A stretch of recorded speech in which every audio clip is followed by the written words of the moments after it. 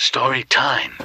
When I was a teenager, about 13 or 14 years old, I was sitting at home alone watching TV when there was a knock on the front door.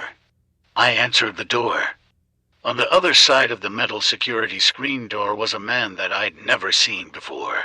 He said he was going around house to house selling cans of soup for charity. He had a single can of soup in his hand, nothing else with him, and didn't try to elaborate about which charity. He kept glancing over his shoulder at the other houses. I said I didn't have any money to buy soup. He asked if there was anyone else home who might be interested. I said nobody else was home. Suddenly his demeanor changed from mildly friendly to hard and serious. He glanced down at the doorknob of the screen door.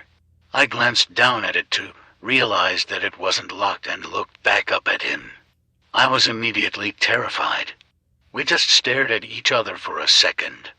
He started to lift his hand, reaching for the doorknob.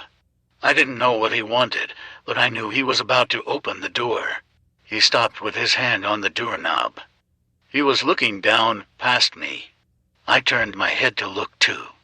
The German Shepherd puppy my mom had given me, who was 6 months old now and had been asleep in another room when I'd answered the door, was standing next to me.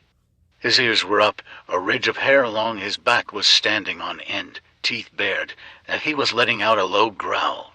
I looked back up at the man outside the door.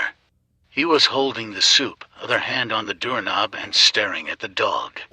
Then he dropped the can, let go of the doorknob, turned and took off running. He bolted out the gate, down the driveway, and sprinted away down the block. I locked the security door and then went to check and lock every door and window.